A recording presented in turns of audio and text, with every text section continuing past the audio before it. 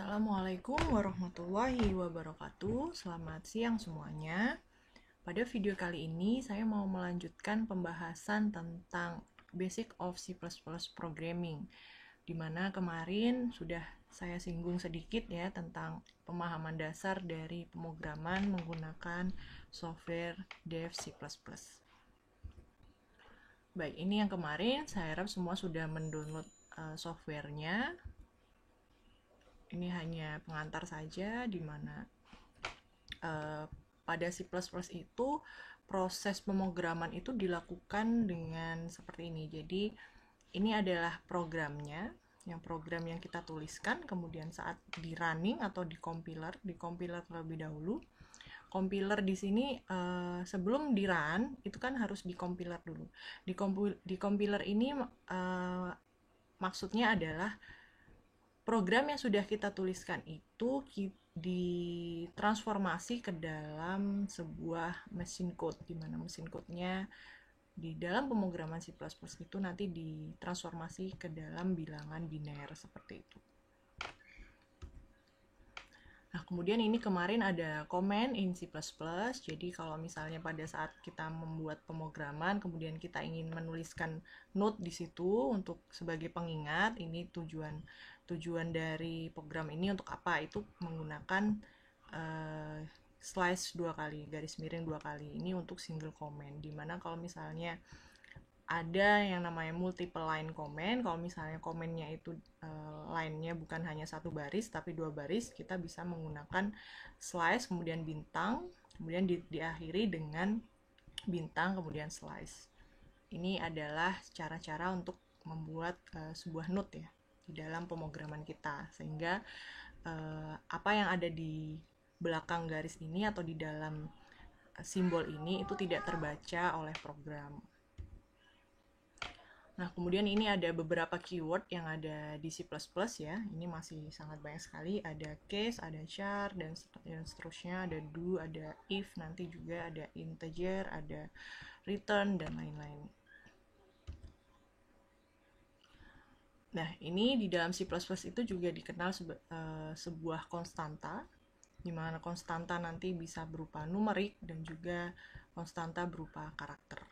Di mana karakter konstanta numerik itu ada yang berupa integer, ada yang berupa bilangan real. Bilangan real di sini adalah bilangan desimal. Untuk karakter juga ada yang berupa string karakter yang konstan, hanya berisi dengan satu huruf ya, yang berisi satu huruf. Kemudian ada juga karakter itu yang ini single karakter satu huruf, ada single karakter yang satu kata gitu ya, ada satu kata. Nah, ini ada beberapa tipe data type ya, atau tipe data pada C++ yang sering digunakan. Di sini ada int ini adalah integer, di mana fungsi int di sini adalah untuk mendeskripsikan sebuah variabel, di mana tipe datanya itu adalah sebuah numerik. Di sini int ini adalah untuk numerik yang berupa bilangan bulat. Sedangkan kalau misalnya numerik yang berupa angka pecahan itu biasanya menggunakan tipe data float. Tipe data float ini untuk numerik yang berupa pecahan. Ada lagi tipe data double ya. Tipe data double ini untuk angka pecahan, di mana nilai desimalnya itu dia bisa membaca lebih banyak daripada float seperti itu. Kemudian untuk char ini adalah tipe data karakter yang sering digunakan ya untuk data yang menggunakan satu huruf, seperti tadi misalnya hanya huruf A, huruf B, seperti itu biasanya menggunakan tipe data char. Untuk string ini untuk tipe data yang menggunakan suatu kata. Jadi kalau misalnya kalian ingin menyimpan suatu variabel itu berupa kata atau kalimat panjang, itu biasanya menggunakan tipe data string. Untuk contohnya nanti kita lihat, kita simak di slide selanjutnya. Nah, variabel in C++. Bagaimana cara menuliskan sebuah variabel pada pemrograman C++? Jadi sintaks yang biasanya kita tuliskan di sini variable name sama dengan nilainya berapa. Variable name ini bebas. Kita bisa menuliskan atau mengidentifikasikan namanya terserah. Bisa dengan satu huruf atau dengan misalnya A atau misalnya luas gitu atau panjang sama dengan berapa nilainya seperti itu. Nah, ini variable declaration. Jadi mendeklarasikan sebuah variabel di awal. Itu sintaksnya yang harus kita tuliskan. Pertama kali data type, tipe datanya terlebih dahulu kita tuliskan, kemudian nama variabelnya. Jadi misalkan kita mau di dalam program itu kita mau ada variabel A misalnya. Maka variabel A ini berupa apa? Kalau misalnya variabel A ini berupa bilangan bulat, maka tipe datanya adalah int, integer. Maka harus kita tuliskan int spasi A, kemudian titik koma. Kalau kemudian kita mau menyimpan sebuah variabel result nanti di dalam program kita. Result ini berupa apa? Kalau misalnya result ini berupa bilangan bulat, maka data type-nya atau tipe datanya kita tuliskan int. Kalau misalnya result ini berupa pecahan, kita bisa tuliskan variabel data type-nya adalah float atau double dan seterusnya. Nah, selain deklarasi, kita juga bisa menginisialisasi variabel di awal. Contohnya misalnya kita mau menentukan variabel B itu nilainya adalah sebesar 30. Bisa kita tuliskan B, int B sama dengan 30. Kita bisa dituliskan di awal seperti ini. Ini untuk menginisialisasi atau menunjukkan apa default, kita membuat default B itu nilainya sebesar 30. Selain B sama dengan 30, kita juga bisa menggunakan B dalam kurung 3 seperti ini. Atau C kurung kurawal 2, ini fungsinya sama. Tetapi biasanya yang umum digunakan adalah menggunakan B sama dengan 30. Nah, ini variable assignment ini maksudnya adalah kolaborasi ya. Jadi ada inisialisasi dan juga ada deklarasi. Misalkan contohnya variabel A di awal kita sudah menginisialisasikan dia nilainya adalah 20. Berarti kita tuliskan data type-nya dulu int A sama dengan 20. Kemudian di dalam program kita juga mau ada variabel B. Tapi variabel B ini tidak kita deklarasikan di awal. Ini tidak kita inisialisasi, hanya deklarasi saja. Berarti int B titik koma. Kemudian di dalamnya kita tuliskan B sama dengan 25. Nah, baru inisialisasi nilai B itu ada di sini. Tapi kita tidak perlu menuliskan int lagi karena di sini B kita sudah tipe variabelnya sudah kita identifikasikan di awal, sehingga pada saat di dalam programnya kita hanya menuliskan B sama dengan 25, kemudian B sama dengan A. Pada saat B sama 25 atau B sama dengan A, berarti nilai B ini sama dengan A, berarti nilai B juga sama dengan 20. Untuk B sama dengan A plus 2A plus 15, berarti pada saat A-nya 20, berarti 20 ditambah 15. Seperti itu.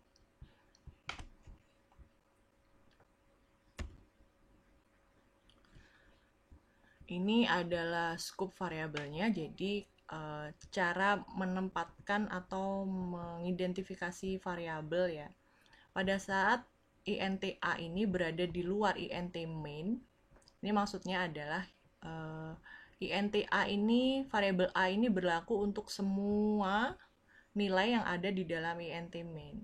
Sedangkan int B berada di dalam int main, berada di dalam program utamanya, maka nilai inisialisasi B ini hanya berlaku di dalam program yang berada di dalam kurung kerawal ini saja. Seperti itu. Jadi pada contohnya ini ya, int A, int B, A sama dengan 10, B sama dengan 20. Kemudian cout, kita mau print value of A, itu A. Cout value of B, kemudian B. Maka outputnya adalah value of A, titik 2. A, ini A tadi kan 10, maka outputnya dia akan muncul angka 10. Value of B, kemudian B, maka output yang akan muncul adalah 20.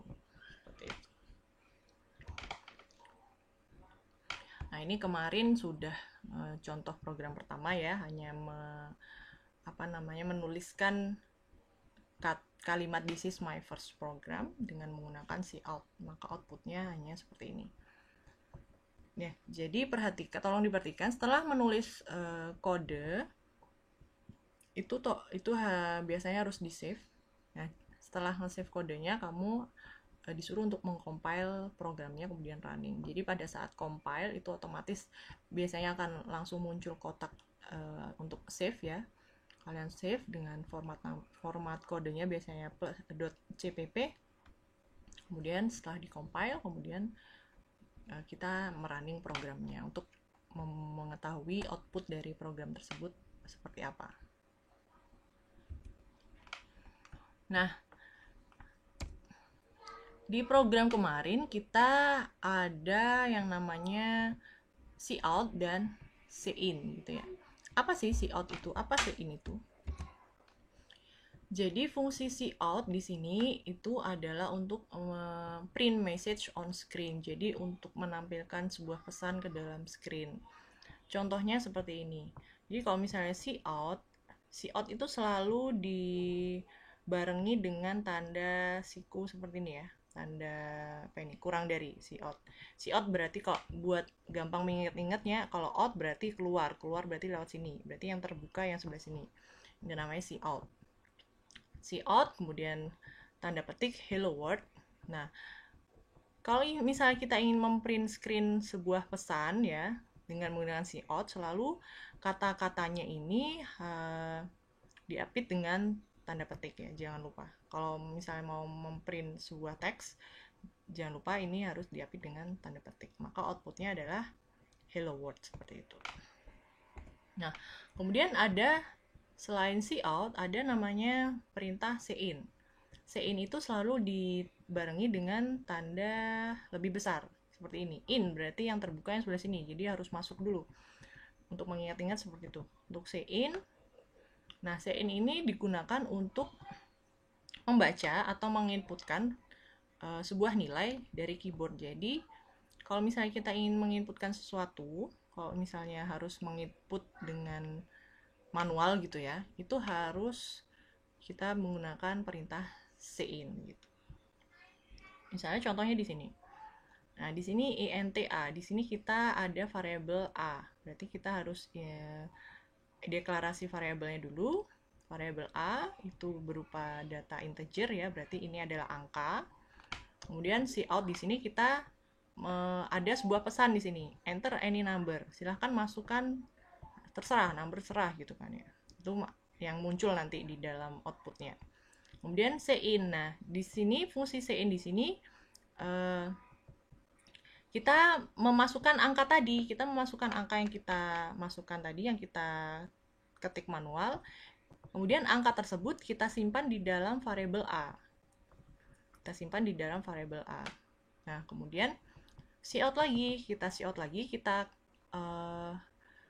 keluarkan di dalam output kita nilai A tadi, tetapi kita tambahkan sebuah pesan lagi, number is, berarti nomor yang kamu ketikkan tadi adalah, misalkan seperti itu. Kemudian setelah itu kita beri tanda cout lagi seperti ini. Tidak perlu cout lagi ya, karena cout hanya satu kali saja di sini, tapi hanya tandanya saja di sini, tanda kurang dari double-nya di sini. Kemudian kita tuliskan nilai A-nya di sini.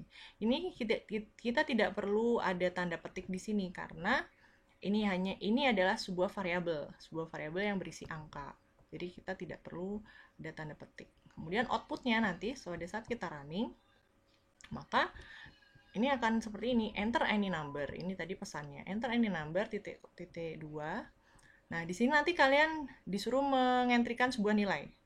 Nanti ini akan muncul kosongan seperti itu, kemudian kalian ketikkan 100 gitu ya, kemudian kalian enter, maka outputnya nanti langsung keluar seperti ini, number is 100 seperti itu. Silakan nanti kalian coba ya, dengan menggunakan perintah ini nanti kalian coba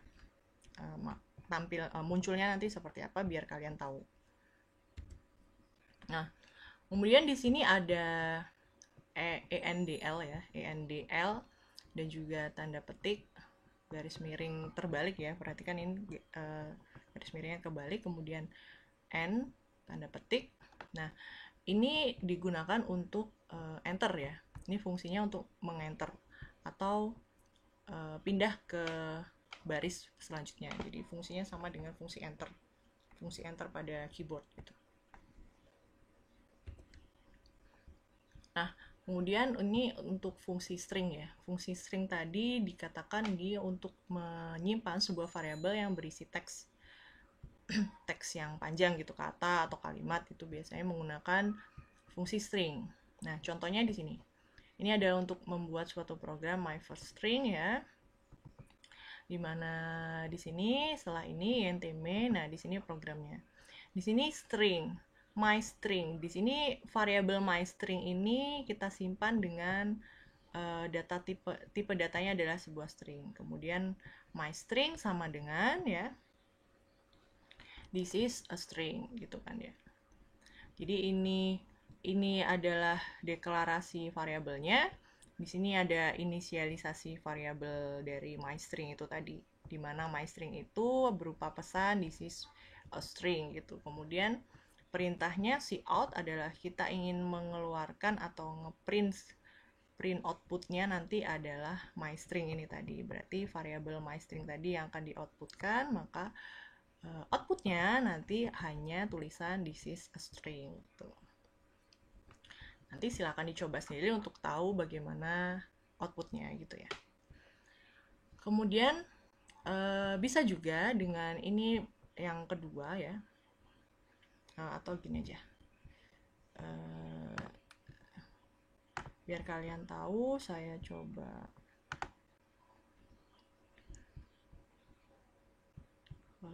ini, jangan ditiru ya. Kalau bisa kalian jangan copy paste, ketik sendiri, include your stream, using name seperti ini. Jangan copy paste seperti saya, ini cuma supaya lebih cepat aja. Nah, kalau sudah seperti ini, kalau misalnya kita compile and run ya, jadi pada saat kita compile itu pasti akan muncul window save as seperti ini. Kemudian kita save dulu dengan nama string, ininya otomatis sudah langsung .cpp ya, dan kita save.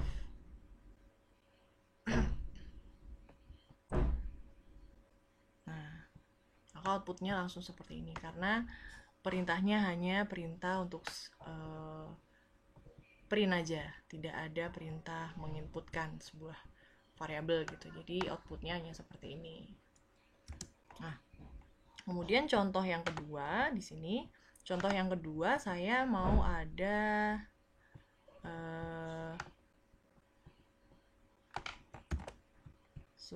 menginputkan sebuah variabel gitu ya. Ya, jadi seperti ini contohnya. String my string, kemudian cout, ini ada sebuah pesan, write your message. Tuliskan pesan Anda gitu. Kemudian ada slash ada tambahan, yaitu tambahannya garis miring n. Garis miring n ini tadi apa? Ini adalah untuk mengenter ya, untuk mengenter atau membuat new line atau pindah baris. Kemudian nanti di sini ini adalah setelah enter, kemudian ada perintah kita disuruh memasukkan menulis atau mengetikkan sebuah variabel. Di sini kita nanti mengetikkan this is a string gitu ya. Kemudian cout-nya nanti setelah dituliskan ada muncul langsung my string-nya. Kita coba aja. Nah, jangan lupa setelah diedit selalu kalian compile lagi. Nah, write your message. Saya kita tuliskan this is a string. Nah, ini kita tulis manual. Kemudian kalau kita enter, nah, perhatikan, harusnya yang keluar adalah this is a string, tapi ini hanya keluar satu kata saja, this, seperti ini. Nah, ini kenapa? Karena di sini tidak ada suatu perintah untuk membaca keseluruhannya. Nah, berarti ini ada yang salah, gitu kan ya. Ini tidak terbaca semua kalimatnya, hanya satu kata di awal. Nah, berarti ini ada problem. Nah, bagaimana cara menyelesaikan problemnya? Nah, di sini kalian harus menggunakan getLine. GetLine itu fungsinya untuk memerintahkan input kata dengan spasi. Jadi karena tadi kita tidak menggunakan getLine di sini, maka kata-katanya yang tersimpan hanya kata-kata yang di depan. Tapi pada saat kita menggunakan getLine, spasinya atau semua kata-katanya, baik spasinya dan kata-kata selanjutnya, itu ikut tersimpan. Jadi kita harus menambahkan fungsi getLine di situ. Nah, kemudian ada lagi fungsi chin.ignore ya. Ada fungsi chin.ignore, kemudian buka kurung 1, n seperti ini. Nah, fungsi ini adalah untuk membaca fungsi teks atau fungsi karakter setelah fungsi angka. Jadi pada saat kalian membuat suatu program di mana programnya itu sebelumnya kalian menginputkan suatu angka gitu ya. Kemudian perintah kedua kalian menginputkan teks gitu. Maka biasanya untuk menginputkan teks itu tidak terbaca. Jadi supaya kalian bisa menginputkan sebuah teks setelah kalian menginput angka, itu kalian harus menggunakan perintah chin.ignore. Seperti itu. Nah, di sini contoh yang tadi ya. Kita lanjut ke contoh yang tadi. Supaya this is a string ini bisa terbaca semua, kalian harus menggunakan getLine. Nah, jadi ini bukan chin, tapi yang ini yang kita ganti dengan getLine seperti ini. Perhatikan penulisan getLine chin, kemudian variable name-nya apa. Ini variable name-nya ini, berarti penulisannya kita ganti seperti ini. GetLine, kemudian chin, ini ya. GetLine, chin, kemudian variable name-nya this is a string ini kita simpan di myString, variable myString. Seperti ini. Nah, kalau sudah seperti ini, kita coba lagi. This is a string. Nah, maka pada saat kita enter perintah cout-nya, maka akan menampilkan myString-nya secara keseluruhan dengan spasinya. Jadi ini adalah fungsi dari perintah getLine seperti itu. Nah, untuk perintah cin, untuk yang cin ignore ini nanti kalian coba dengan menjawab latihan soal ini ya. Jadi nanti kalian buat program untuk memasukkan nama, usia, dan alamat dengan gunakan fungsi getLine dan chin.ignore seperti ini. Jadi nanti contoh outputnya seperti ini. Masukkan nama Anda. Ini masukkan nama Anda berarti kalian menggunakan cout ya. Ini ngeprint perintah dulu, message-nya dulu di print. Nah, kemudian Rafa Arsaha di sini inputnya, berarti kalian harus menginput nama di sini. Jadi bukan kalian ketik Rafa Arsaha. Jadi ini bisa berubah-ubah. Kalian mau nama Rafa, kalian mau nama Shana, kalian mau nama Tony. Berarti ini bisa berubah-ubah. Berarti harus menggunakan fungsi cin. Kemudian masukkan usia Anda, ini message lagi. Berarti ini cout, kemudian masukkan usia, berarti angka ya. Berarti variabel angka, ini integer. yang ini tadi string ya. Kemudian masukkan alamat Anda, pesan lagi berarti ini cout. Ini alamatnya berarti kalian inputkan input string. Kalian harus deklarasi dulu variabelnya. Nah, kemudian ini adalah outputnya. Jadi pada saat kalian semua sudah lakukan ini, kemudian pada saat di enter, pada saat selesai menginput Surabaya Timur ini, pada saat kalian enter maka langsung muncul ini semua. Berarti nama Anda adalah siapa, usia Anda sekian, alamat Anda sekian. Ini menyesuaikan dengan yang kita inputkan tadi. Berarti yang muncul di sini nanti adalah variabelnya tadi, nilai dari variabel yang sudah tersimpan. Nah, kemudian di sini ada tambahan tahun, berarti nanti kalian tinggal tambahkan sebuah teks lagi gitu ya, sebuah message lagi seperti itu. Jadi tolong nanti dikerjakan. Itu yang pertama. Kemudian yang kedua, nanti buat program menghitung luas rumah. Nah ini juga sama, kalian pakai getLine dan chain ignore juga. Untuk inputnya nanti kalian disuruh menginputkan panjang rumahnya, nama Anda, lebar rumah, kemudian alamat Anda. Dimana nanti kalian disuruh mencari luas rumah, dimana luas rumah nanti adalah nilai dari panjang dikali nilai lebar. Kemudian print outputnya nanti nama, alamat, panjang, lebar, kemudian ada luas di sini. Nah, seperti ini contohnya. Ini nanti adalah proses penginputannya, nanti ada 10, Rafa Arsaka 8, Surabaya Timur. Ini adalah proses nilai yang harus diinput. Kemudian pada saat kalian enter maka outputnya langsung seperti ini. Ini adalah outputannya. Silahkan dikerjakan.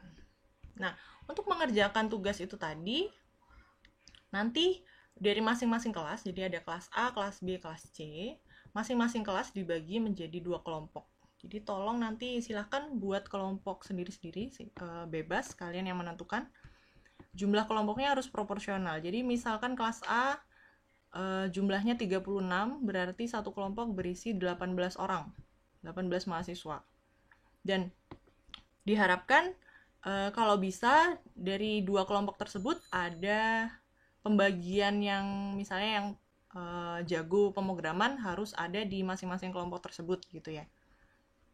Jadi nanti kalian di situ kerja kelompok, diskusi bareng. Nanti yang merasa dia bisa, silahkan diajari teman-temannya yang masih belum paham. Jadi, dan teman-teman yang belum paham atau masih bingung, silahkan ditanyakan pada saat kalian diskusi tadi. Jadi diharapkan semuanya bisa mengerti gitu ya. Jadi jangan hanya kalian ikut kerja kelompok tapi belum paham tapi kalian diam saja gitu. Saya harap di situ ada proses diskusi kelompok dengan baik. Nah, kerjakan kelompoknya, diskusinya dengan menggunakan Zoom meeting. Berarti kalian bikin meeting sendiri dengan Zoom ya. Ini terserah kelompok masing-masing. Kemudian kalian buat laporannya, nanti laporannya berisi screenshot daftar partisipan Zoom meeting, dimana nanti kalian diwajibkan on kamera semua, jadi terlihat ya mukanya, wajahnya. Nanti kalian screenshot atau kalian print screen gitu ya. Kemudian kalian screenshot share screen ya. Jadi pada saat menyelesaikan soal, kalian kan share screen. Nah, pada saat share screen ini kalian screenshot juga sebagai bukti kalau kalian mengerjakan soalnya bareng-bareng gitu.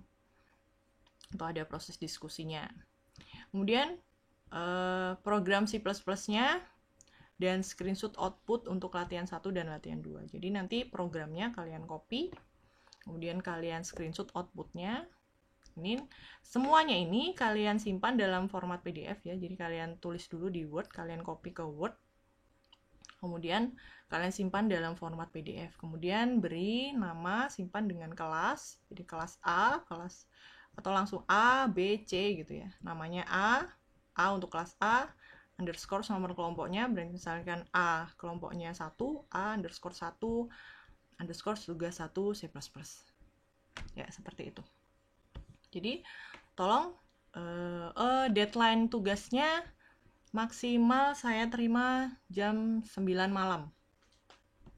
Jadi terserah, silahkan sepakati bersama untuk jadwal Zoom-nya atau jadwal mengerjakan latihannya. Baik, sekian dari saya untuk materi hari ini. Semoga bermanfaat dan semoga kalian senang ya dengan pemrograman C++ ini. Jadi jangan dipikir C++ ini sulit, tapi anggaplah ini suatu challenge gitu yang harus kalian pecahkan. Ini sebenarnya asik gitu. Ya, sekian dari saya. Terima kasih. Selamat siang dan wassalamualaikum warahmatullahi wabarakatuh.